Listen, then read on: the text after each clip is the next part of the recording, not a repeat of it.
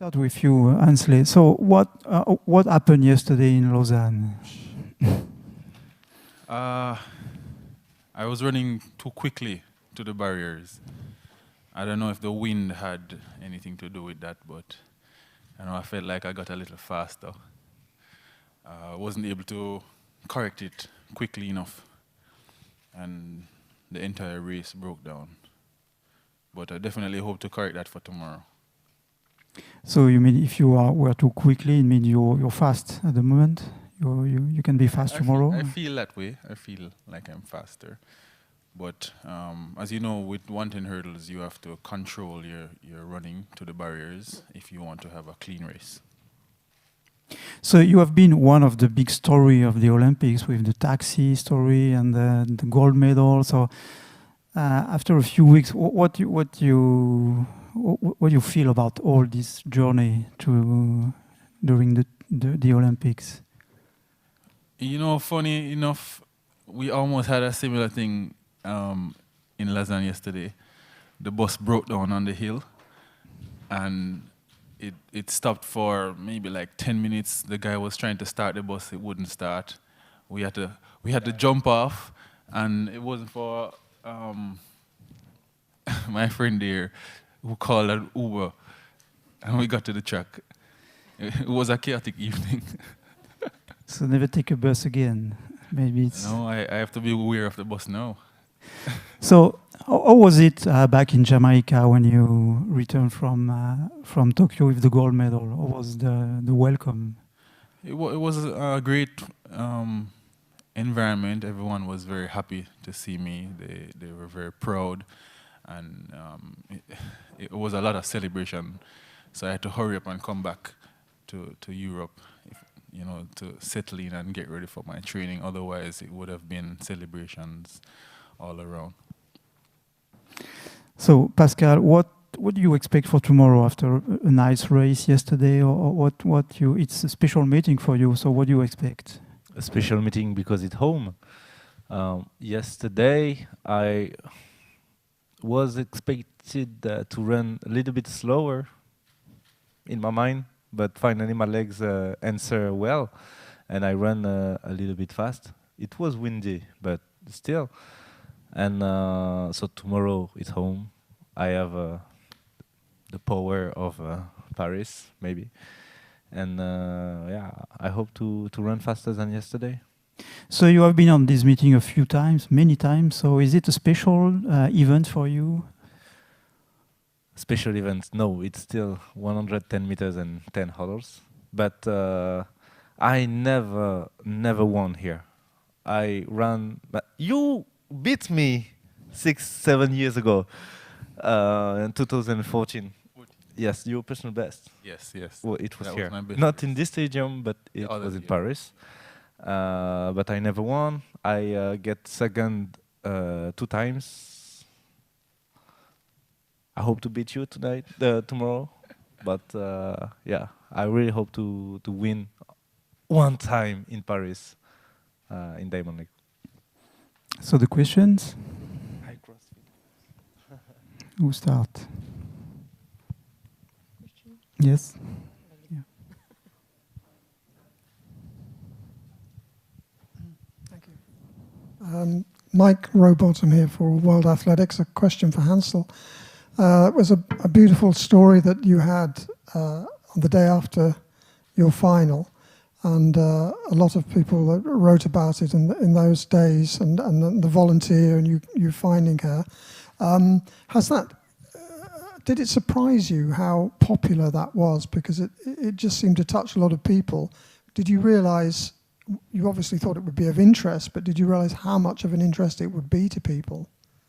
Honestly, I didn't expect that kind of return from it. Right now, it seems a lot bigger than the gold medal. That's what everyone is talking about. When I get interviewed, sometimes I think they forget that I am the Olympic champion. But of course, it was a great story, and without that, I wouldn't have made it to be able to get the goal. So, I'm very happy for that. Questions?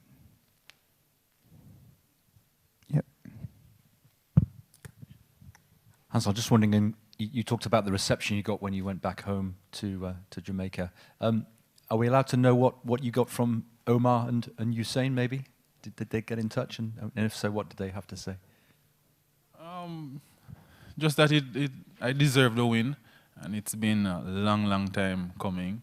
You know, I've been working very hard over the years, lots of injuries, and you know, I was finally able to put everything together. So, you know, they really congratulated me and you know, thought that I really deserved it. Yes.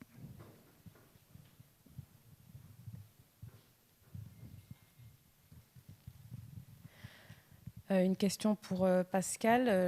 Tu as un petit peu parlé d'un petit coup de blues post-JO. Il y a pas mal d'athlètes qui ont ressenti ça. Maintenant, c'est passé. C'était momentané. Je la fais en français ou en anglais?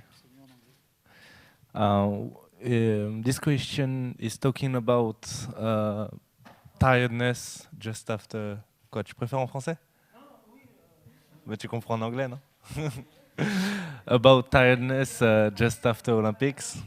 I mean, I think if you win after Olympics, you're tired, and if you lose, you're still tired, because emotionally, Olympic Games is very, very big. And of course, when I finally came home without medal, I was disappointed, and I ate pizzas, burgers, everything I found in my house during 1 week, and I didn't train at all 1 week after Olympic Games. So first, I tried to come back in competition in La Chaux-de-Fonds slowly, few weeks later, but it's only after La Chaux-de-Fonds that I train normally. With hygiene de vie, health. Hygiene, yes, more healthy, more good sleep, good food, etc. Good train, but only since a few days ago. So that's why I finally ran a little bit fast yesterday. But now I guess I'm not tired anymore, and I can begin to run as fast as the final, Olympic final, I hope. Yes. Du coup, pour Pascal, ça va te poser la question en anglais? Yes. Ou... Comme tu veux, je te la répète pas en français. Hein. Qu'est-ce que ça représente pour vous, Pascal, d'être en fin de retour devant un public, après les JO, et devant un public français qui plus est? Quelle sensation ça fait? Alors déjà, je vais déjà revenir en arrière. Ça m'a fait énormément plaisir de voir le stade de Lausanne plein hier. Il faut savoir qu'aux Jeux Olympiques, c'était un stade vide et je m'étais un petit peu préparé, conditionné à ne pas en tenir compte. C'est-à-dire que je reviens un petit peu en arrière. Les championnats du monde de Doha, avant les championnats du monde de Doha, à cause de la température, on nous avait, entre guillemets, plombé la tête avec attention, ça va être difficile, hydratation, vous allez crever de chaud. Et finalement, si on se prenait au piège de ce jeu-là, on se retrouvait à avoir perdu avant l'heure. On se retrouvait à crier avant d'avoir mal. On n'y est pas encore, là on crève pas de chaud. Voilà, vous avouez pas défaitiste avant de courir. Là, pour les Jeux Olympiques, c'était un peu pareil. À l'avance, on disait déjà, ouais, ça va être une ambiance nulle, il n'y aura pas de public, il n'y aura pas d'ambiance, pas d'autographe, il faudra qu'on parte direct du village olympique, etc. Finalement, on nous avait, entre guillemets, conditionné à que ce soit la loose. Et j'ai pas pris ce piège-là, je suis pas tombé dans ce truc-là. Je suis resté un petit peu très professionnel à me dire que mon job, c'est 110 mètres et passer 10 barrières. Et voilà. Donc les JO, c'était nickel. Maintenant, je dois bien avouer que quand j'ai retrouvé le public à Lausanne, c'était génial. Quand on sort de la chambre d'appel et qu'on entend tout le stade mais vraiment crier en furie, j'ai retrouvé cette adrénaline que j'avais perdue il y a longtemps. Et donc voilà, j'ai hâte de voir Paris demain, comment ça sera. J'espère que ce sera aussi bruyant. Mais pour le coup, c'était génial de revoir du public. So the question was, how is it to be back on a stadium with crowd? So, and Pascal told that it's great, obviously, to be back with some spectators, some crowd, and to feel that in the stadium. But actually, back in 2019, it was the same for the Doha World Championships. Everybody before told us it's going to be very difficult because of the weather, the hot temperature and everything. And actually, I was prepared for that, and it was not so bad at the end. And it was the same before Tokyo Olympics. Everybody told us, oh, the atmosphere going to be very bad with nobody in the stadium. And actually, my job was just to be there and to do my race. I did. So it was a trap to think and to lose the race before the race because you think it's going to be bad. So, but anyway, I'm very happy to be tomorrow in Paris in front of a big crowd. I'm feeling that. Okay. Question? Another question for Hansle. You mentioned what a long time it took, how long you'd gone before that all came together for you in Tokyo. Do you find yourself thinking back to the final, reliving bits of it, just thinking how it all went right? And are there certain bits that you remember with more pleasure than others of the race? Definitely, especially the first half and then the last half. Well, the last 10 meters, I'd say. I think I had a start of a lifetime. I'm usually coming up pretty slowly, and I've been working tirelessly on getting closer to everybody else at the first barrier. So, I've been looking back at it to see, what can I change to get even closer. In Lausanne, I had a really good start as well. So I think I'm getting better at that. And so definitely looking forward to tomorrow.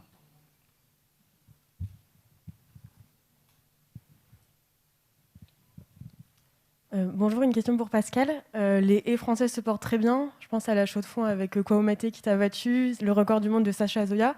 Comment tu perçois cette nouvelle concurrence assez jeune, à 3 ans de Paris à la maison? J'ai toujours été excité à l'idée qu'il y ait une émulation positive dans la discipline. La rivalité ne me fait pas peur. Elle me réveille et elle me fait lever tôt le matin pour bosser encore plus. Donc quand il y a des talents qui émergent, juste que ça me réveille encore plus. Maintenant, effectivement, je vais revenir sur Sacha Zoya. Au même âge que lui, je faisais 13,37. C'est pour un peu mesurer le boulevard qu'il met entre le record du monde actuel qui vient d'établir et mon niveau à l'époque où j'avais son âge. Il me mettait une haie d'avance. C'est un monstre et j'attends vraiment de l'avoir sur un 0,6 pourquoi pas pour les JO en 2024 ou 2028 Los Angeles. Là, on a vraiment une pépite. So the question was about what do you think about the new talent in the French hurdles, especially Sacha Zoya, who will be the junior world record in Nairobi. And Pascal told that I'm not scared about the new generation, the new talent. Anyway, it's helped me to wake up in the morning and go training. So I never be scared about that. I need that to be stronger. And about Sacha is just a monster. I mean, it's amazing. He at the same age, I ran 13:37. So between my time and his time, there is one hurdle. A gap is one hurdle. So I'm very excited to see him in the next season, and especially maybe at Paris 2024. On 1.06 hurdles. Yeah, of course. Questions? No more? Oh. Hansle, can you give me a few words about Elaine Thompson's character? Because she's been in the circuit for maybe a decade and we don't know really her mentality, her personality, because she seems to be very withdrawn. This is a strange question. I am sure she's always doing press conferences. I don't know. They should ask that in a press conference. But you know, my experience, she's cool. She's fun to be around. You know. But I suppose that's normal when you're around people you are familiar with and you know consider friends. You carry yourself or behave a particular way because these are the people you know and love. So she's a great person, great character, I would say. But a stranger on the outside most likely won't see all of this. You understand? Yeah. So you're 31 now. So do you think about the next Olympics, or is it too far? It's not far. That's just around the corner. Yeah. Are you old? No. I'm still young, still feeling young. I don't think I'll go past that one, but definitely looking forward to that as well. Okay. 3 years. Around the corner. So any more questions? Yes, one.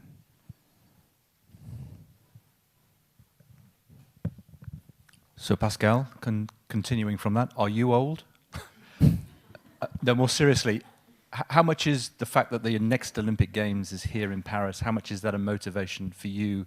Let's be honest, given that you have had so many injuries over the course of your career, does that make you want to look after yourself even more than, say, if the Olympic Games were somewhere else in the world?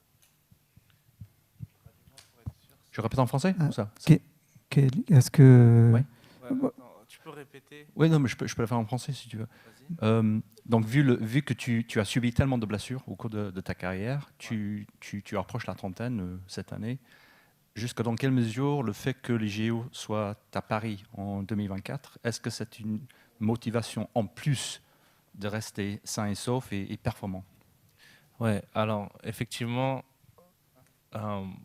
c'était Pierre Ambroise qui avait fait un interview en parlant de ça un jour, qui disait qu'il avait le totem de l'immunité jusqu'à qu'il ait 24 ans, un truc comme ça, et qu'après, il a commencé les blessures comme moi.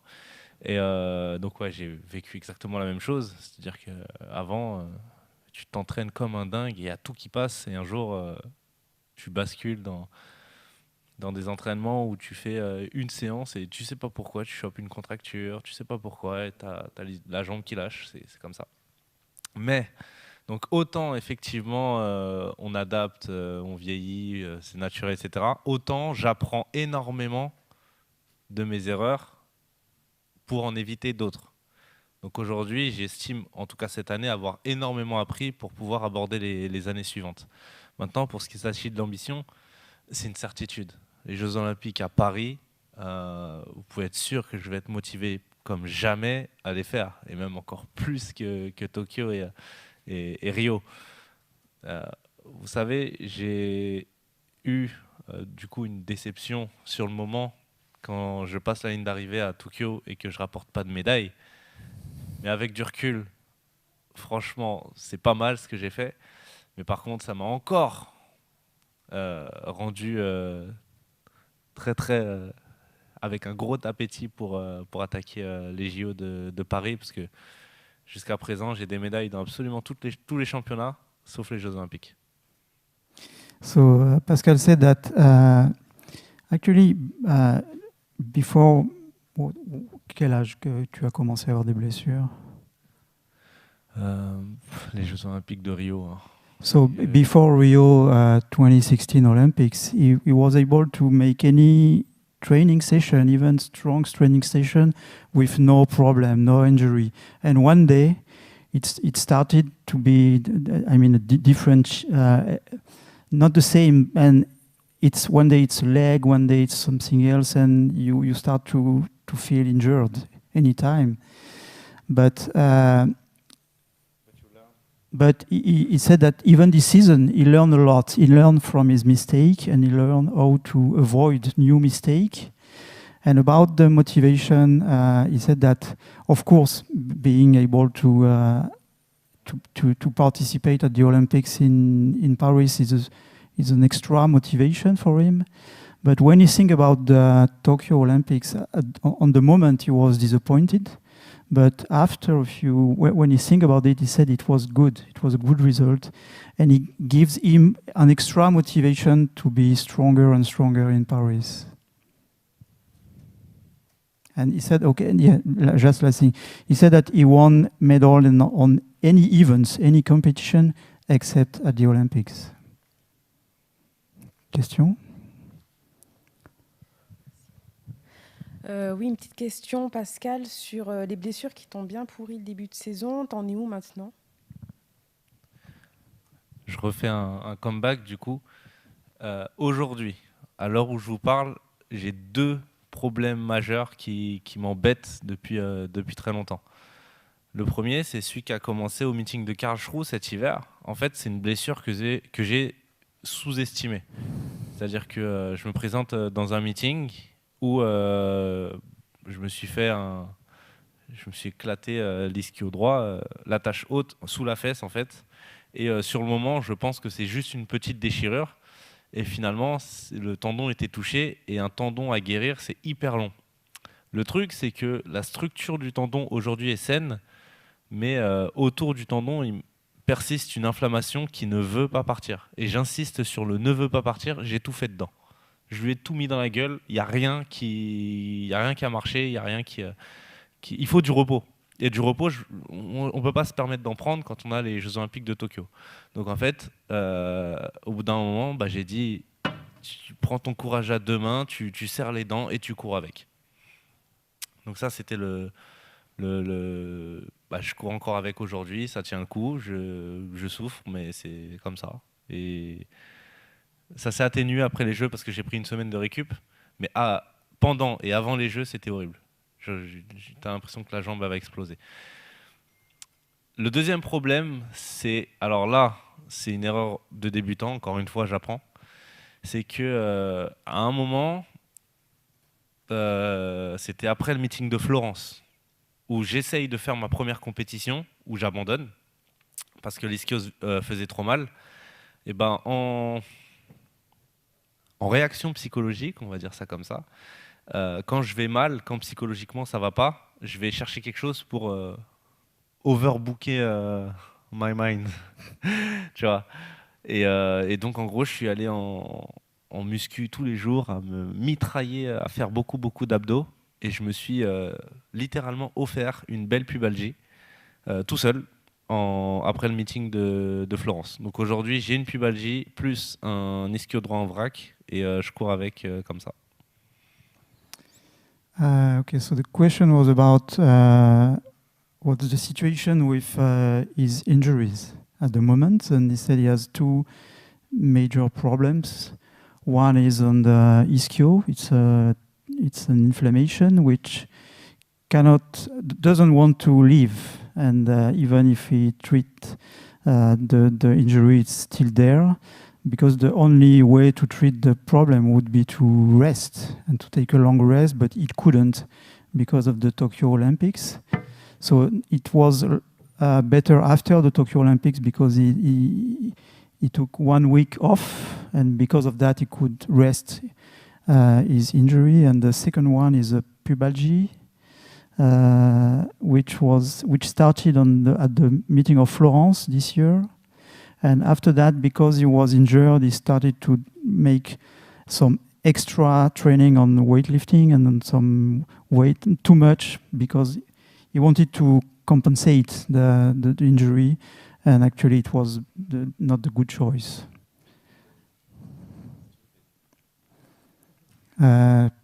Question or finish? Okay. Okay. Thank you. See you tomorrow. Merci beaucoup. Thank you.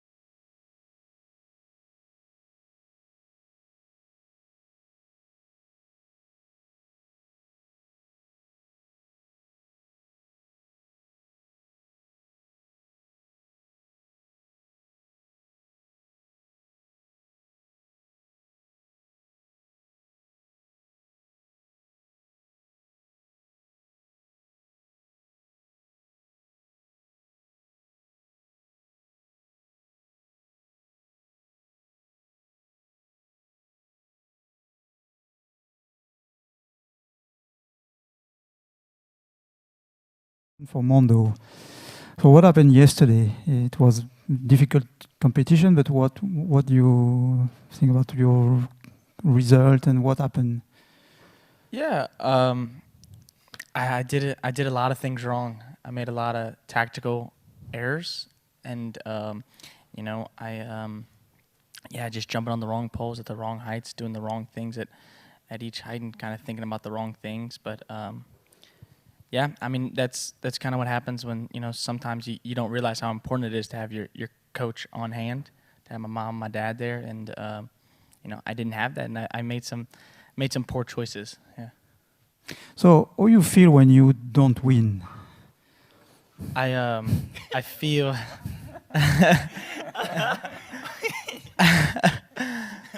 Why not? It's not the best. It's not the best feeling. It's not the best feeling. I don't enjoy it that much. But you know, you it's part of the game. You lose sometimes. You lose sometimes, and you know, I think it's a nice wake up call. It's always nice sometimes to get kicked in the butt a little bit. So, question for Sam. After what happened to you in Tokyo Olympics, what's in your mind when you come in a competition? Do you feel revenge or just like what it was before? You come hard hitting with the questions, my friend. I mean, no. What's your name? Alan. Aaron. I'm Sam. Nice to meet you. Cool. Tokyo sucked for me, but I've said many times, victory doesn't belong to me, right? I didn't start in this sport to go to just the Olympics. If you're only training for the Olympics, like many people think we do, you're gonna go hungry a lot, and most people are gonna go hungry a long time. My circumstances were political, and the state of the being was everybody was willing to let me sit in a hotel and watch, or not watch. I didn't get a TV, but I'm proud of my friends that competed. They purported themselves really well. I'm super proud of my buddy Renaud here. I know he had a tough fight. He made that freaking final like a champ. It was awesome. My buddy Chris Nielsen got the silver medal, so we got an American on the podium. And the biggest up for me was I know how hard it is when the whole weight of the world is on your shoulders, and you're obviously the best guy in the field at that time. Nobody else had beaten him that year, but he had to go to the Olympics and win gold just to make everybody happy. And I think that's sad sometimes, but my freaking friend Mondo here is a champion, and he's the Olympic champion, just like this guy here. We joke sometimes that, you know, 2 world records, 2 Olympic golds, but 2 world championship golds. So it's a good balance to keep the 3 of us together. And none of us won in Lausanne, so we're all yet. No, that was your joke first. That was your joke. Now the joke started when he broke the American record, so that's how all that comes full circle. But I fight the battles ahead, not the ones behind. Tokyo, it was its own battle, but if you stake your whole career just on the Olympics, you'll probably be sad most of the time. So really proud of Mondo, super proud of you, and we'll go on to the next one. Chummy in Paris. So a question for Renaud. How are you now? I mean, you had many problems, and what's the update of your injury? How you feel? Well, I think that if I start from the beginning, it could be very too long, so I will make it short. Since Sotteville, it's a very high roller coaster with my ankle, with my foot. Right now, I'm just happy to be able to jump. I know that I'm out of shape because I have not been able to make any decent training since weeks and weeks. But I mean, like, Olympics are over, and I just want to enjoy, be on the track, be able to try to jump with this guy, because like yesterday I didn't make any bar with Mondo, almost one with Sam, so which is not what I used to do. But I need to train. I need to work on my ankle to make sure that I'm not going to have some bad issue for the next few weeks. So that's it. So I'm just happy to be on the track, of course, will do my best as usual. But yeah, it's something that I didn't want to ending my season with a feeling of Tokyo. So I will try to train to make it better and better each competition after one, and hopefully something good will come in a few weeks. Okay, so questions? Yep.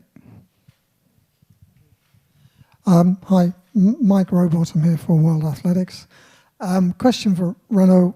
We spoke a couple of years ago, maybe, when they launched the logo for the Paris Games, and I asked you if you wanted to be there and if you wanted to be there as a competitor, and you said yes. Do you still think that's a proposition? You still have that in mind?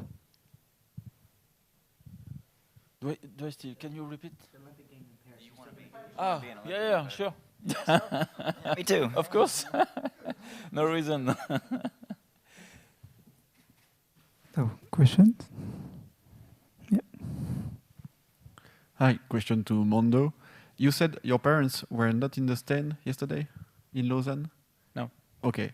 And how many times did it happen since the beginning of your career that your parents are not with you in the stands when competing? And how important are they even during the competition for you to make the choices of what you told us about which poles, at which age, anything?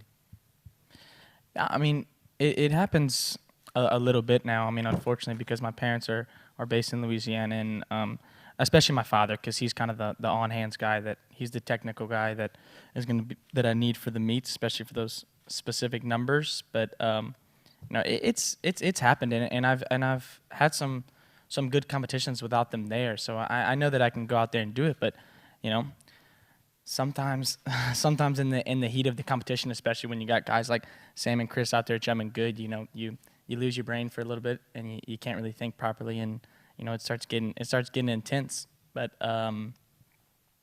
yeah, it's kind of just part of the game, I guess. I mean, I would love to have my father here at every competition to be able to coach me and everything like that. But you know, sometimes you just got to go out there and you got to figure out some things on your own. And you know, that's not that uncommon in our sport. A lot of people don't always get to have their coaches out there every day with them, especially since we're on the road so much and jumping at so many different competitions. So you know, that's just part of the game.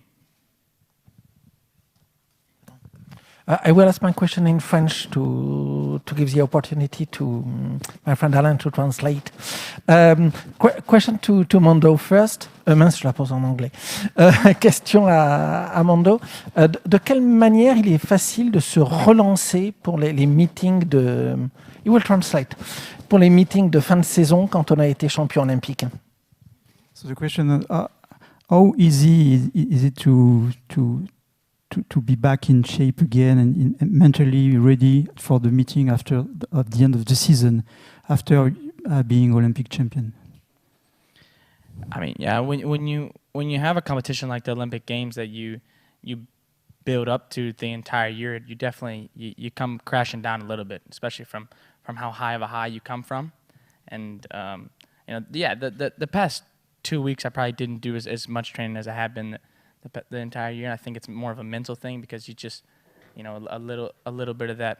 Yeah, I mean, like I said, that crash and that motivation kind of loses a little bit. But you know, I'm starting to feel it now again, especially after last night. And going out there and kind of getting my butt kicked by these guys. The motivation is definitely there, and I feel like I'm ready to go back out there on the track and try to jump something high again. Question? Yep.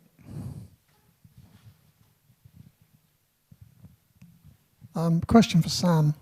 I certainly don't mean to make light of what you had to go through. It must have been a very bitter experience for you. And I know a lot of people felt that the sanctions that were made on some athletes and indeed some journalists were too strong and unnecessary. But how this must have been, it was a unique mental challenge. You're used to getting yourself mentally ready for competition throughout with great success. How much of a real challenge was it for you just mentally to just get through that frustration? Well, I can tell you that my frustration of not competing at the Olympics died in the first day. And there are new challenges that come about. I think my journey from the last 6 weeks are quite the opposite of somebody like Mondo's, where he was at the highest of highs, and you have to come down from that. You have to. He's so smart when he said that.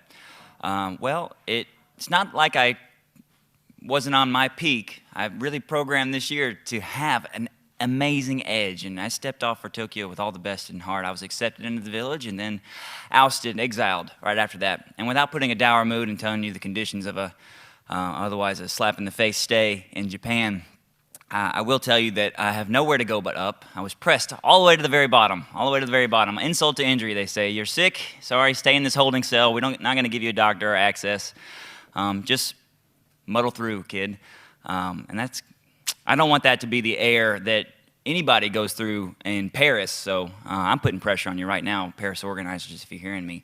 Don't let anybody go through that or I won't come back. I won't go. Not with that looming over. I didn't bring my coach to Tokyo specifically for that. I said, I'm not even going to take a 1% chance you're going to get stuck in the same hole I am. Because that's what it was. I mean, every dinner time we're going to the downstairs, and I'm a very positive guy. I have training when it comes to being in a tough situation. Most people don't. You're going to stick them 10 days, you're going to yank them away from their dreams, and you're going to tell them, sorry, deal with it. All the losses you incurred are on your shoulders. And without going on too much more, because I know I've beat this drum pretty hard, I've got nowhere to go but up. And I've used last night's competition to break off the rust. Mondo is very smart when he says that you can't go undefeated all the time. It wouldn't be nearly as interesting. So I don't think we should put so much pressure on the kid. I don't think we should put so much pressure on Renault here because everybody's working to a medium point, and we'll all meet again here in the next few days. I'm so happy, especially in Lausanne, to have people in the stands because that's why I came into the sport. Not for the politics of the Olympics, but because I wanted to perform in front of people and jump for that prize. And be able to say to Chris Nielsen at the very end, hey, I'll see you next time. And it's in 2 days. Man, that's what it is. That's what sport's supposed to be. Hey, you didn't do well now, on to the next one. On to the next one, old son. We fight the battles ahead, not the ones behind. Thank you. Question? Mark? Question to Sam, always in French, sorry. Est-ce que... Don't be sorry. No. But could you... sorry. Est-ce que vous pouvez nous raconter un petit peu de manière concrète comment à Tokyo vous avez appris le contrôle positif au Covid, si c'est un officiel qui vous l'a annoncé, et comment ça s'est passé concrètement ces quelques minutes, cette heure? So the question is about the day when you learned that you have been positive on COVID at Tokyo. So specifically, who told you that and what happened for these few minutes? You wake up early in the morning, they go take another test, even though you've taken one the day before, and the day before, and the day before, and the day before. And they give you a piece of paper. It says, sorry, Mr. Kendricks, 2 lines, your name, positive. And they say, sorry, pack all your gear and go to this hotel that you don't know anybody there. You don't know exactly how long you're going to be there, and you don't know the conditions when you arrive. But you give yourself over to the Olympics. You give yourself over to your team when you go do something like that. You never expect to just kind of give you up.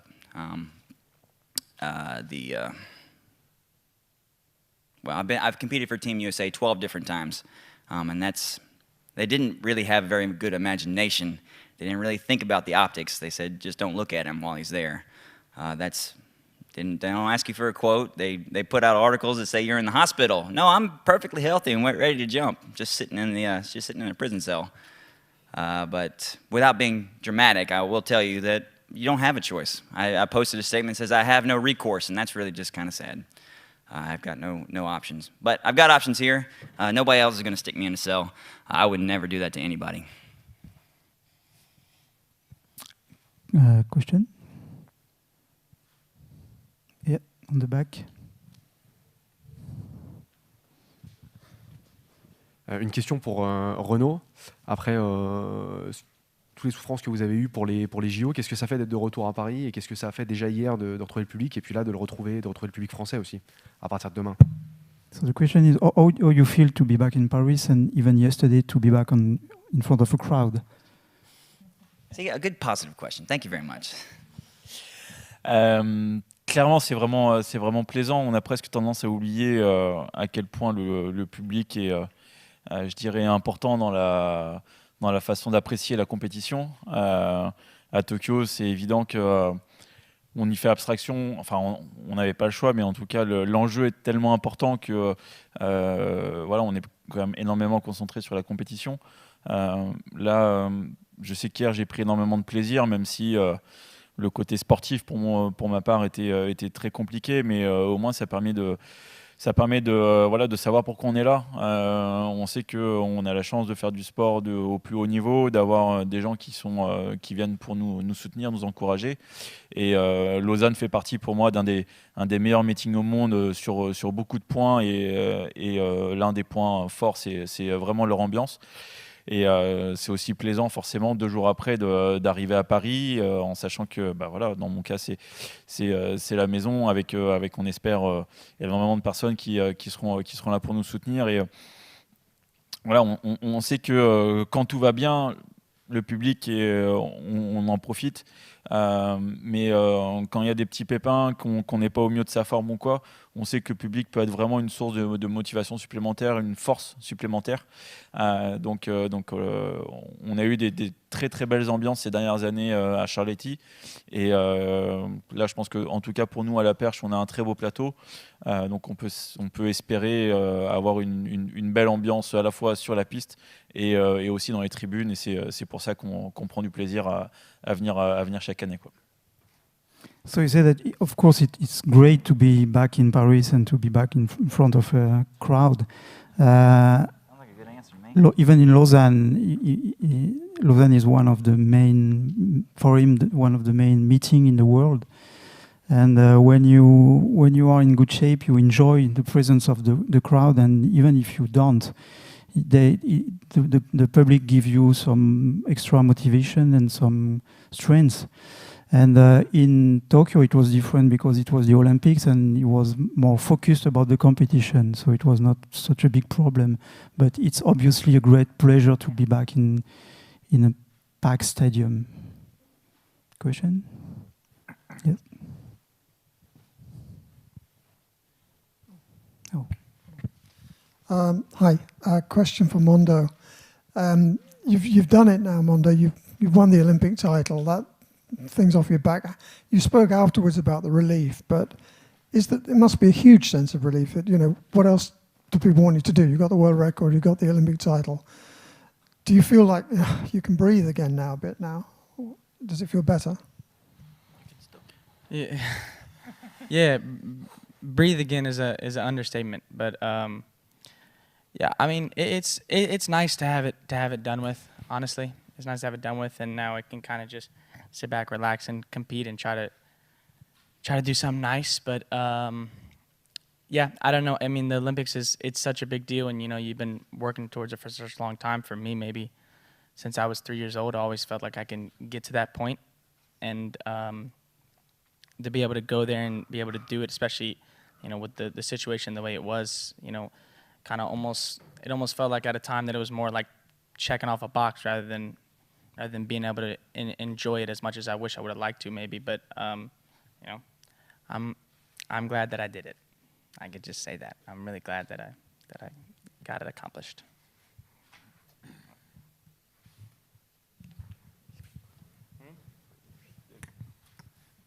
Another question for Mondo. Mondo, I think I'm right in saying before Lausanne in the press conference, you talked a little bit about what it's like to jump 6 meters so regularly and so successfully. You kind of get yourself into some sort of zone and mindset. And I wasn't in Lausanne, so I just can you just expand on that? What are you feeling when you're in a mindset and a zone that thinks, actually, I can jump 6 meters for fun? Yeah, well, I mean, I wouldn't say for fun, because I mean it's still each. I mean the thing about pole vault is it's so complex of an event that every day it gives you these new challenges. No matter whether I feel really good or I don't feel as good, I feel fast, strong, because there's so many different ways that you can make 6 meters, or you can make whatever bar it may be. So many different grips, so many different poles, where to run from, like that. And I think that's what makes this event, especially for me, so special, because even if I am on a run of jumping really, really well, it may be on completely different poles, completely different grips, and there's always so many different ways to, skin a cat, whatever you want to say. And I think that's why I love the sport so much, because it's so difficult and complex. And when I am in that zone though, and I start to kind of get my numbers grooved in, it definitely becomes a lot easier. But yesterday wasn't one of those days where I would say I had my numbers really, really locked in and didn't really know what I was. Sometimes, even if you're jumping really great, sometimes you get lost out there a little bit. And I had to look to Renaud for help. It didn't end up working out that well, but I really appreciate him trying. No, I'm kidding. But yeah, I mean, no, but that's actually a funny thing. I can say that. Me and Renaud talk all the time when we talk about different poles, talking about different flex variations on our, on the stiffnesses. And, he knows what poles that I jump on. He knows what poles I should be jumping on each height. I mean, Renaud knows about as much as my dad knows as far as my jumping. And he came up to me yesterday at 580. He said, "What pole are you on?" I told him the pole. He says, "Why?" And I said, "Yeah, you're probably right. I'm probably being kind of stupid right now, actually." And so sometimes, I need Renaud to come up to me and slap me on the face a little bit. Yeah. And wait, I love it. Question? No? Oh, in the back. Une question pour Renaud. Vous l'avez dit, dans 3 ans, c'est les Jeux à la maison. Comment vous vous projetez là, à 3 ans de cette grosse épreuve, de pouvoir concourir dans les épreuves olympiques, encore une fois, et de le faire à Paris, de le faire en France? Comment vous voyez ça? So the question is about the Paris 2024. How you see the events being at home for the Olympics? C'est toujours difficile de se projeter. Je dirais, si on regarde en arrière 5 ans juste après Rio, qu'on parlait tous de Tokyo, on avait tous une idée de comment ça allait se passer, et puis au final, tout le monde s'est planté. Donc, je dirais là, même si on se dit que le temps est écourté d'une année, ça reste que... pour moi, c'est une certaine chance que ça puisse avoir lieu à Paris, parce que c'est dans un stade que je connais.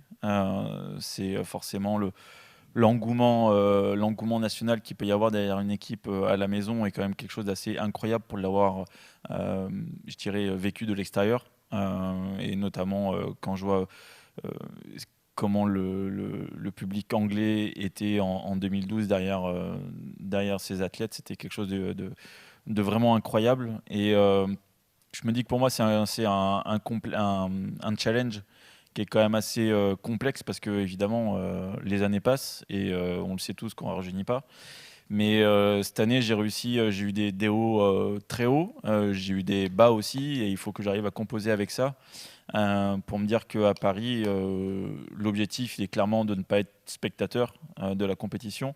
Il est d'être clairement acteur et de mettre tout en place pour être l'un des meilleurs acteurs possibles et forcément d'avoir une expérience olympique encore plus, je dirais, épanouie. Donc clairement, j'ai hâte d'y être, je pense comme tous, mais il y a déjà 2 grosses saisons à venir, 2022-2023, qui vont être vraiment très intéressantes, et à moi d'apprendre de mes erreurs de cette année pour être le meilleur possible à Paris, et puis profiter d'une ambiance assez exceptionnelle, j'imagine. So you said that it's always difficult to look forward, and back in Rio 2016, everybody was talking about Tokyo, but nothing happened as expected. So it's not easy for him to look so far forward, but before Paris 2024, there will be 2 strong seasons in 2022 and 2023. But anyway, he know that Olympics at home is very different, and he saw that in London and Rio. He remember London when all the crowd, the British crowd, they supported the athletes. So he knows it's going to be very special. But first of all, before 2024, he has to do two seasons. So. question? Yes?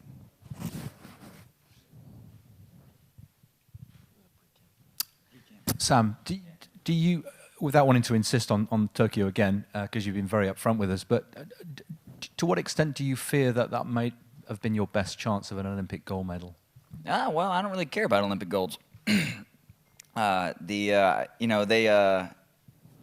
Mondo made fun of me. No, he didn't make fun of me. He just kind of scoffed. So in 2019, after the World Championships, first question I got in the press conference after the fact was, "What about the world record, Sam?" It's the easiest question for somebody to come up with. It's not very an educated question, because if you knew anything about me, I'm going to tell you I don't care about the world record. For me, I'll leave it to Mondo, right? I'll leave it to my betters in some cases. My success in this sport, for me, is not decided by medals. My goals in the beginning, and I'm not trying to understate it so I can then succeed in my own mind, was I wanted to have a career in this sport. The Olympics and success at the Olympics is the best way, the easiest way to springboard your career. And yeah, it definitely changed my future based on that fact. Yeah, Mondo and I were, he was probably 20-1 against me in the last 2 years, but hey, there's still a chance for a gold there. I could catch him on an off day. He does have off days. He's only an alien 99.9% of the time. But I didn't even get the shot. You go to the Olympics willing to break a leg, willing to break my freaking neck to suit my country and suit my own goals for the future. I'm willing to take on that risk. I've been traveling this world for 2 years. During all this, 20 competitions I did last year and 15 this year. I'm not scared of anything. And I'm going to jump. So whether you want to let me or not, that's up to you. I'm going to continue on, and whatever my next career, I'm going to keep the same mindset. But you're not gonna make me sad saying, "Is that the last? Is that the best you ever could have been?" Is that the it's that what if will just make you regret things. And I've got so much to be thankful for in this sport. I've met so many amazing people. I've met some of my best friends, lifelong friends in this. And I'm even more excited for 2023. I'm not an old guy yet. 2023 is not so far away, but I'm so pumped for Paris Olympics because I've run these roads before. Renault has been the best host for the last 6 years of my professional career. So much of my career was built here in France. Chasing his shadow for a long time, competing with him man-to-man for a long time, and then chasing Mondo now. I mean, that's the story of sport. Not who can win on this day. It's certainly special, so special. That's why we do it. We don't call in and say, "Sorry, I got the world record. You get the silver medal, kid." No, you got to go do it. And that's why I respect it. But you can't stand in my shoes and say, "Well, I really wish I would have gotten an Olympic gold medal in my career." My coach would probably smack me, and my wife would say, "Well, why do you care about such things like that, Sam? You've already been blessed with so much." And I always get to make jokes about Tokyo now because, Mondo, it was a great show out there in Tokyo. It was a great show.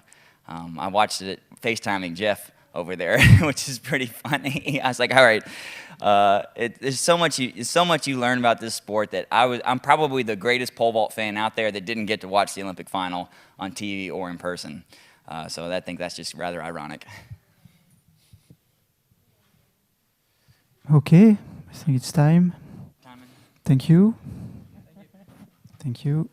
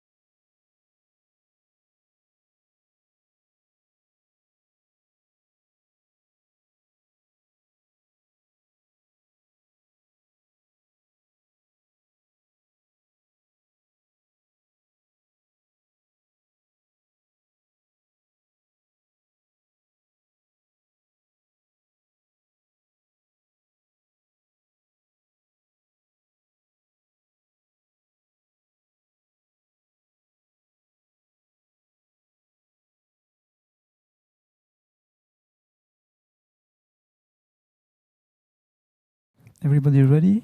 Okay. So, Elaine, about the race yesterday in Lausanne. So, you couldn't win, but you had a great race, a great time, a great finish. So, what do you think about this race? It was pretty cold for me. It's my first time competing in a cold weather for the season. So, I'm grateful for the time. I'm grateful for everything that I've accomplished so far. It's been a long season. I've doubled at the Olympic, and it took a lot out of my body. So, to come back yesterday to get a 10.6, which I didn't want, it's amazing for me. So you mentioned the cold weather. So for you, what are the perfect conditions? What the condition you prefer to race? It's obvious. I'm from a tropical zone, so nothing cold. It's always warm. It wasn't warm last night, so therefore probably didn't get... Well, I wouldn't say the result was bad, but I am surprised I actually ran that fast, but I am pleased, I'm grateful at the same time. So yesterday, I think the first 6 women were under 11 on the same race. So something happening this year in this event. So why now? Why? So it's such a strong event at the moment. Honestly, I don't think I can answer that question for you. You said why. I mean, everybody's working hard. Every season is always different. The women are out doing their thing this year, and I'm really grateful to be a part of that history, which we haven't seen in a while. I can remember 2009 or 8 when we got 1, 2, 3 at the Olympics. And to repeat that history 2020-21, it's a great feeling, but I don't think it's a why. It's just everybody putting in the work, and it's just happening for the women right now. Okay, so question from... Yes, Stefan? Hi, Elaine. After what you achieved in Tokyo, how did you manage to keep your motivation with all the fatigue, physically, mentally, to keep carrying on, to go to the US, to come back to Europe? Where did you find the force? Honestly, I have no idea where I got that energy from, but it's a part of my job. This is how I train myself to not think about all that tiredness and all that traveling. So at the Olympic, I know most of my nights was sleepless. I could not sleep after the 100-meter finals, but there I still find energy to go out there to run those 2 rounds in the 200 on the same day. So honestly, I guess I was just blessed to go through all those rounds, but we train our body and mind to do that because that's what we do, it's our job. So it's natural for me pretty much. Yes. Elaine, obviously you'll know that sadly Shelly-Ann hasn't come to Paris because of fatigue, which is understandable. How are you feeling? Well, I didn't know she's not here, but honestly, I'm a little bit tired. I just got some nap since I got in, but hopefully by tomorrow I can get some more energy. And then after that, I get some rest going back to Italy. So I didn't know she wasn't here, but I'm here. I'm just going to take it race by race tomorrow and see what I can get from this meet.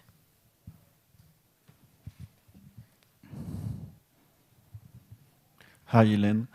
What is your main strength as a sprinter, and could you describe us what is your style of running? Your style? What is your style of running? Yes, and your main strengths for sprinting. I don't think I'm understanding what you're saying.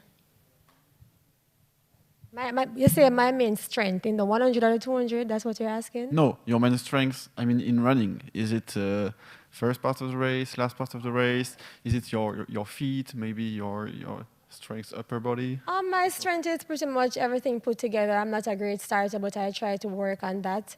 I think I have a beautiful top end, and I don't really take that as an advantage in a race because I finish strong when I always start slow. But last night, I didn't get the best of the start that I wanted to, but nevertheless, I still finished strong, which I was pretty much grateful for that. I think that was a fast finisher for me last night out of all my races. But I think everything in my race is strong for me. Once I have a good start, but not perfect, but everything in that is strong for me. I'm still working on those as well, especially at the start.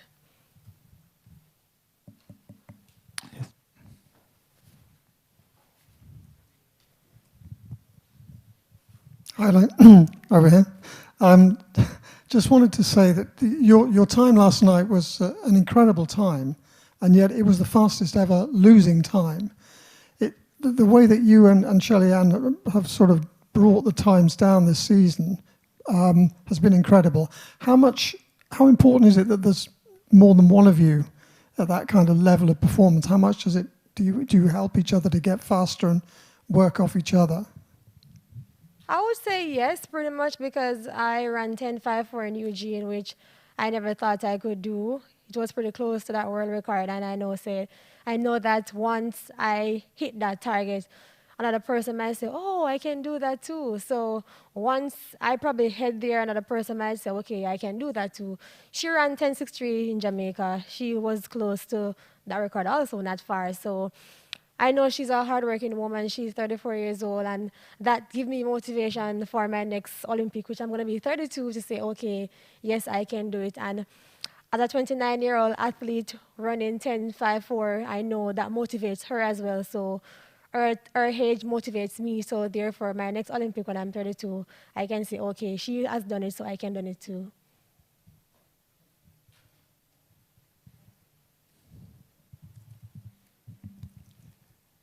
Elaine, you may have seen that after your run in Eugene, a lot of people in the sport said actually that was the best performance ever seen in the women's 100 meters because of the concerns and question marks over Flojo's 10.49 for reasons we all know.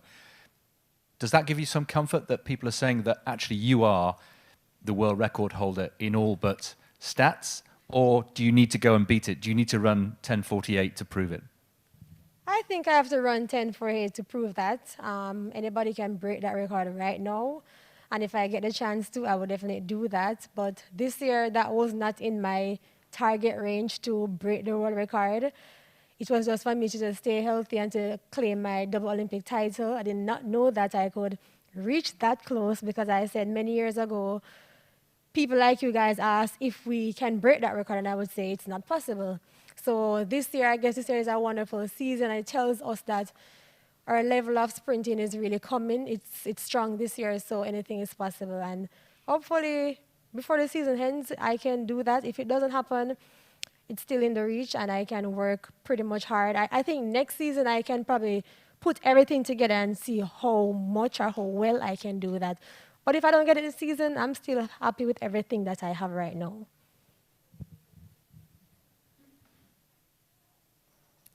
Yes. Elaine, you are a sport superstar with so many Olympics medals and all, but we don't know so much about you. Do you prefer to be quiet at home, and how do you live with this status of superstar? I'm just always a humble person. This is how my grandmother has grown me up, so I don't really talk much. I probably may not smile much, but this is just me. I probably try to do more now because I'm the face of the sport, so I'm just always a very humble and low-key person. I can be excited at times, but depends on my crowd, but this is just me.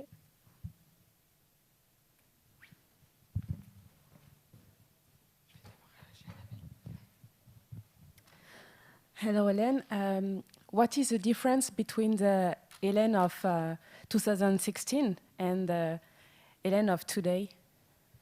I think the difference is that 2016, I was just a nobody. I wasn't a huge competitor to anybody. I was just there enjoying myself as a young, growing athlete.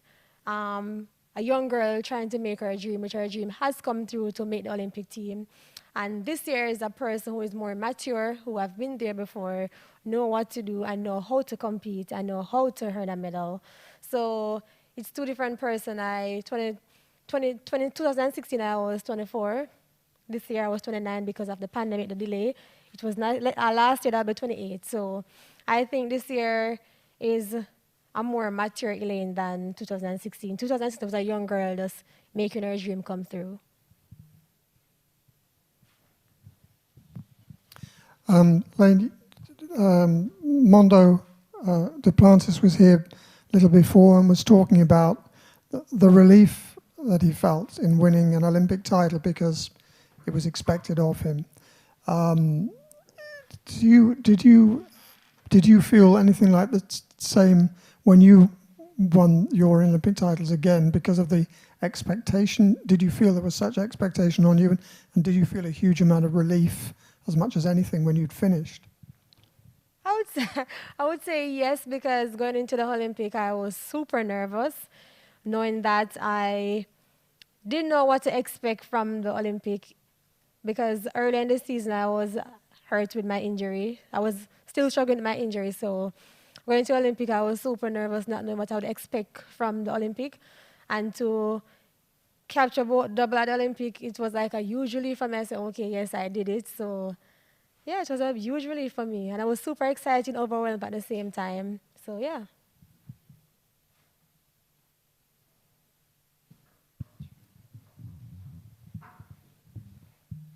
Not really a sports question, but do you have any chance to visit Paris? And do you have any favorite place here in the city?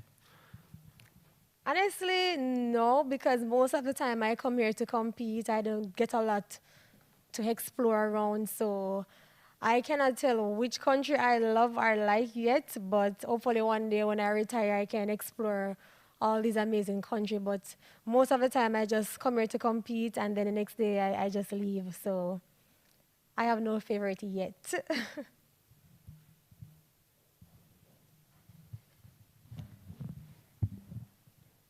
Hi, Elaine. In 2015, I visited Sherwood Content, where Usain Bolt grew up. Can you tell me something about your youth and your place where you grew up?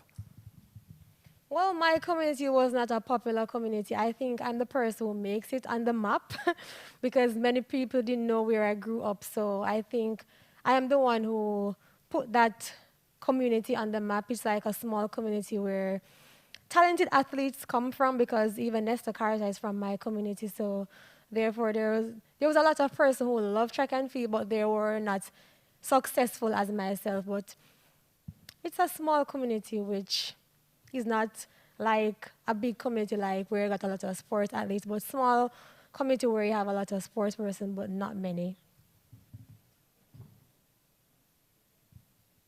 Okay. Okay. Thank you. You're welcome. See you tomorrow.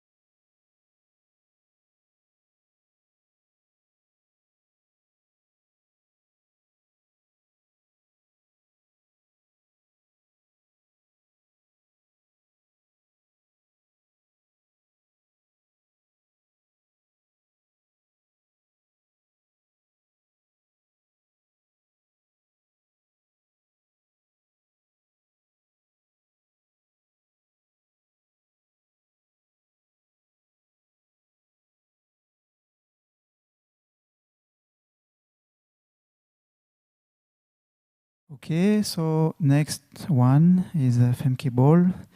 So you have been part of maybe the most amazing historic race on the 400 hurdles of the Tokyo Olympics. So how was it from inside, from your position? Well, it was a very nice race, and I think we all knew that it was going to be a fast race because we saw the men a day before and they were really fast. So I think we all felt a bit the pressure of that. And I just wanted to put myself out there and to try to be with them after 300 meters to see what I can do the last 100.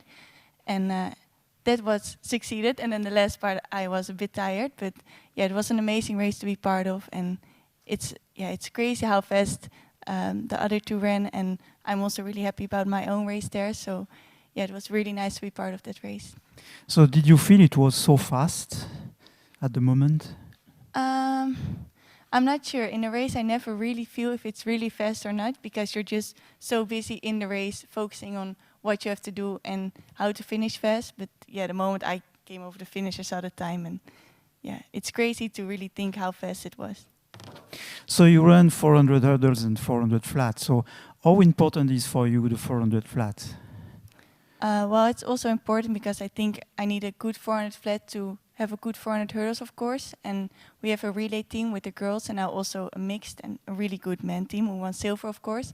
So that's why the 400 flat is also really important to me.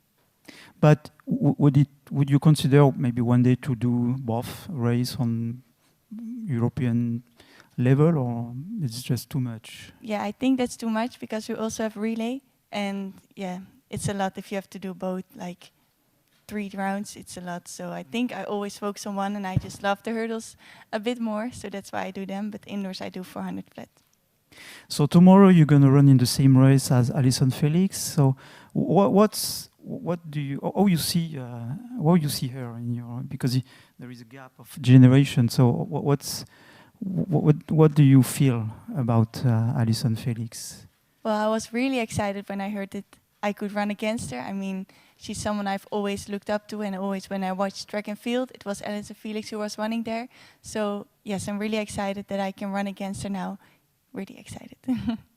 So the questions? Yeah, Mark? It will be the first time you will run against her?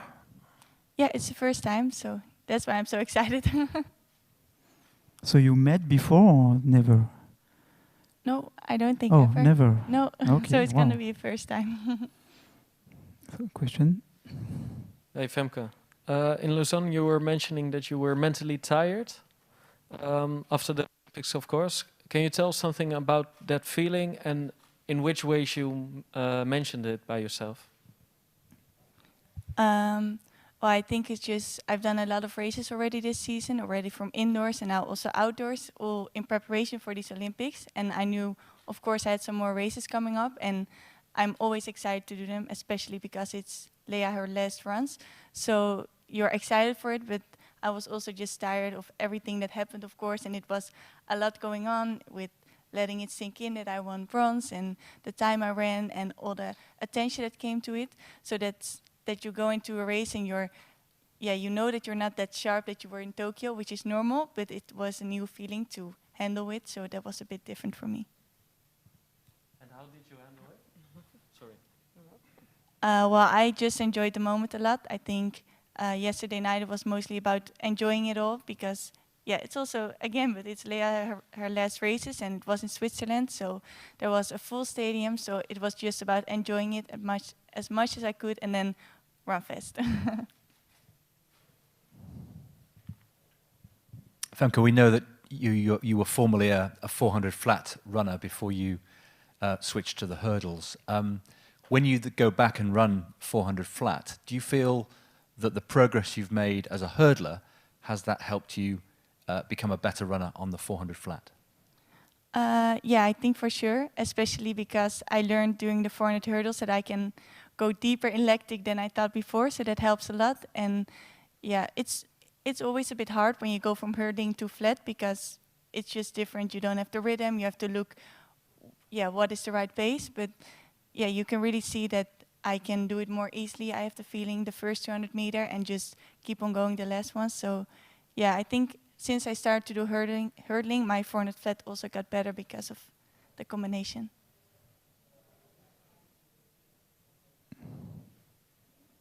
So a time of under 50, is it something realistic or for this season? Well, it's something I, of course, really would like to do. I run now fast split times, but at the same time, Tokyo has been, and I'm not sure the shape I'm in, but yes, I'm going to try for sure because it's really something I would like to do. But if it's not this year, I'm 21, I have some time, but still, I think tomorrow is a good chance. I'm running with a strong field, so I will try. Questions? Yep. We've heard so much about Laurent Mervely, not just through you, but through Lieke Klaver and your group. So he's a well-known name now, I think. what makes him so special? Just give us a couple of examples of what he does that maybe other coaches don't do. I think that's always a hard question because when you're in the situation, you are not sure what's so special. But I think he and of course his assistant coach Bram Peters, they are really committed and dedicated to our entire group, and they always put us first and whatever we need to do, and they really listen to us. And whenever we need him, he will be there and he will try to fix it. And I think he always stays calm no matter what. When I'm panicking or stressing, he will always be like, okay, fam, don't stress, just stay calm, do what you have to do. And I think he's really good at it. And there's a great atmosphere in the group. And I think as coach, you make that atmosphere at the beginning. So I think altogether it just works out so good. You talked about the bronze that had to sink in. Did it already? Slowly, not completely yet. I think it will in the holidays. It's always like that for me. So it will take some time, but it's slowly sinking in more and more. And yes, slowly.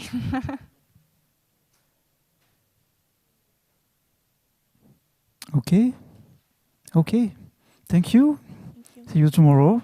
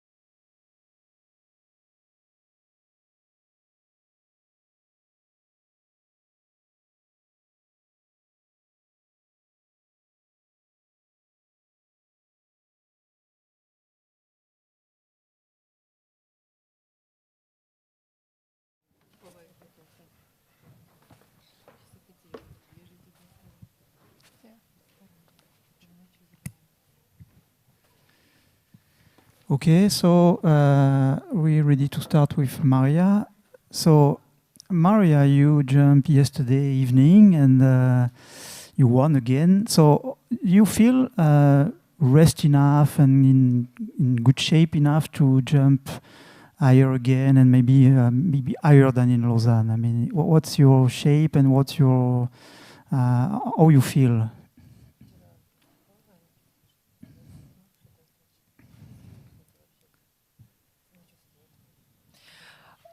Соревнования были тяжелыми, так как погодные условия были те, которые я не люблю. Но я рада, что справилась и выиграла этот этап. Сейчас я чувствую себя хорошо и думаю, что мне будет достаточно времени для восстановления. И завтра погода, надеюсь, будет хорошая. И я рада быть здесь.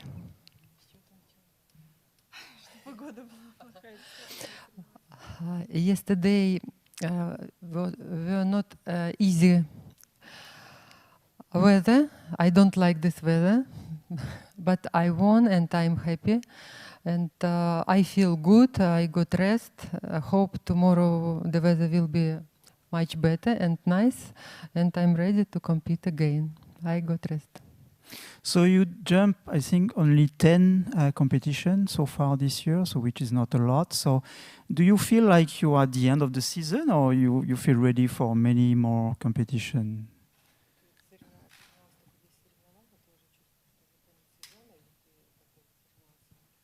Я готова соревноваться. Я прекрасно понимала, каким длинным будет сезон.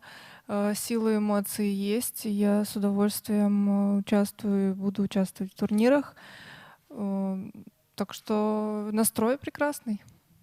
I'm ready to compete, go forward. I understood and I was ready that season will be not easy and I'm ready to continue and I have power for that. So before you, Mondo Duplantis said that even if he's young, he felt relieved to have been Olympic champion. Do you feel the same? Are you relieved? You feel this feeling? No, because Duplantis said he felt relieved to have been Olympic champion even at 21. So does she feel the same way, like a relief? So how she feel to be Olympic champion? Yes. Yeah. Я еще этого не осознала, и когда говорят олимпийская чемпионка, я еще не понимаю, что это ко мне обращение, если честно. To be friendly, till now I'm not realized that I'm Olympic champion. Even somebody say, "Oh, you are gold medalist, Olympic champion." It's not like about me. So this season, I think you jumped only 2 times 2 meters or higher. So is it something missing in your technique or your speed or which this season?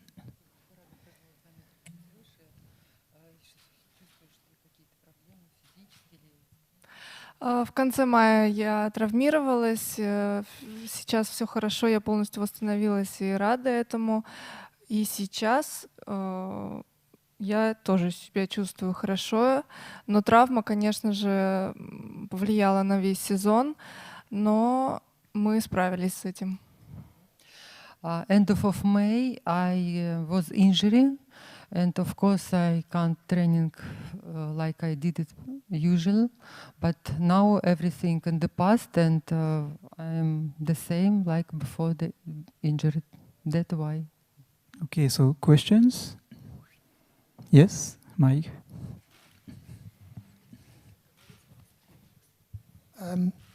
Maria, you always look very cool and in control when you compete. But in Tokyo, it was surprising to many people how much emotion you had inside you and how much doubt you felt during the competition. Was that the most emotional competition of your life?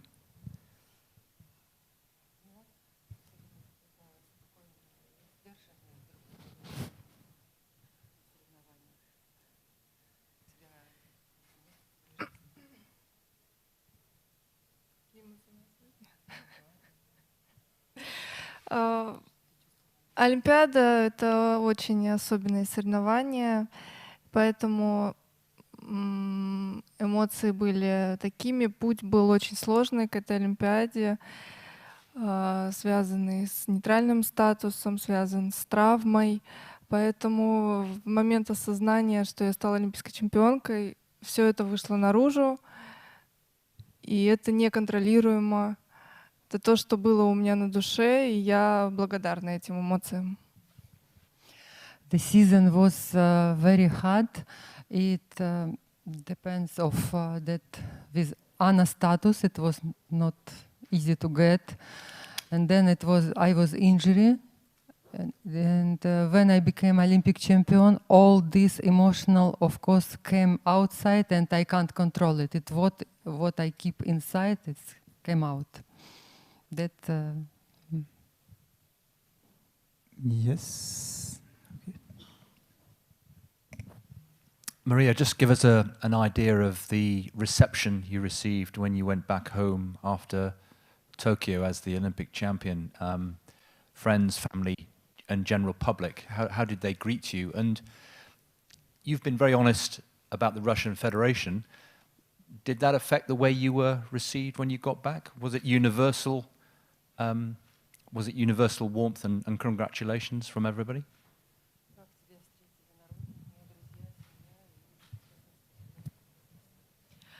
Все очень рады и счастливы, и я получила большое количество поздравлений. Многие говорили, что плакали вместе со мной, и меня это вдохновляет и радует. Я понимаю, сколько поддержки на родине, и это счастье быть объектом такой любви, такой поддержки, и это дает мне силы идти дальше. Встретили нас прекрасно, как героев.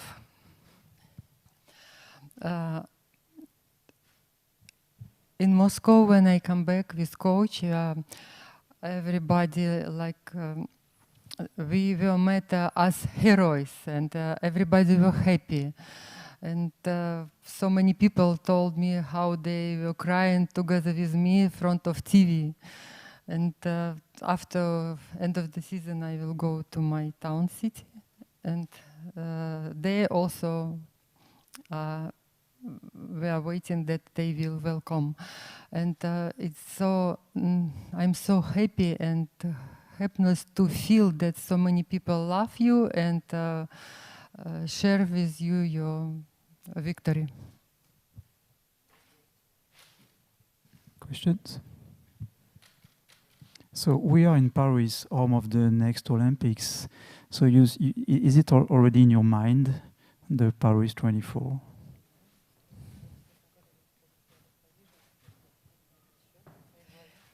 Я пока хочу насладиться победой Токио в Токио и работать в этом сезоне, думать о завтрашнем дне, поэтому и так далеко я еще не смотрела, но рада, что Олимпиада пройдет в Париже, уверена, что все будет на высшем уровне, и это здорово. Поздравляю, Париж. I'm happy that Olympic will be in Paris. Congratulations with that. But I'm not thinking now about next Olympic. I still would like to get all my benefit from Tokyo. And but I'm thinking about next day, next season. Not going too far. Okay. Questions? Yes, Annabelle. Hello, I would like to come back to Tokyo and your competition. Is there a decisive moment in your competition when you do the difference with other girls?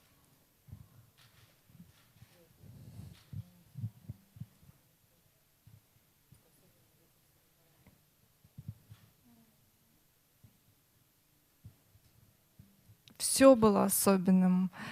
Абсолютно каждый прыжок, каждая эмоция, прожитая на стадионе Токио, была особенной, я это понимала в тот момент, я отдала полностью все свои силы, чтобы выиграть, и это делает еще более ценной эту медаль. All moments in Tokyo during competition were special. Were special, and I give all my power, all my attention, all my feelings to become and to do my job 100%. It was special competition for me because it was first Olympic Games. Questions? Yes.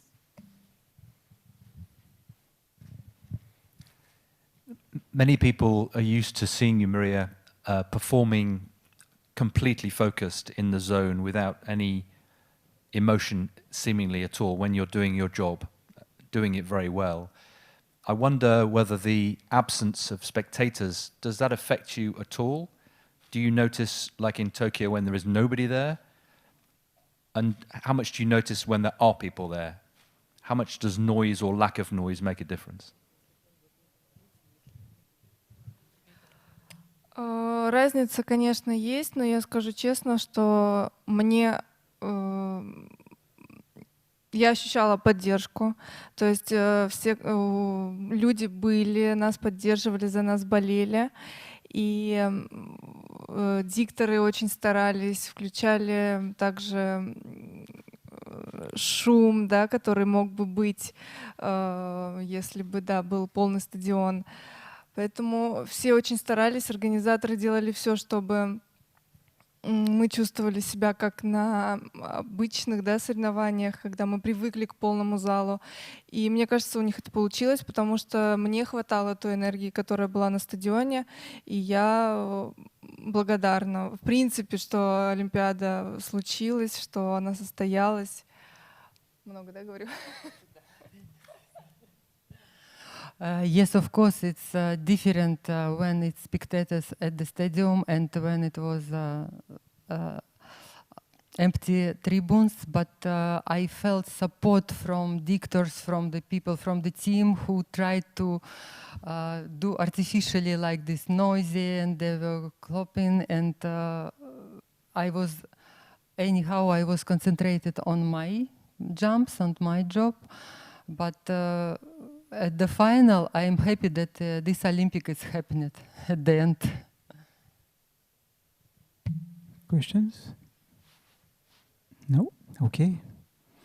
Thank you. Thank you. Merci.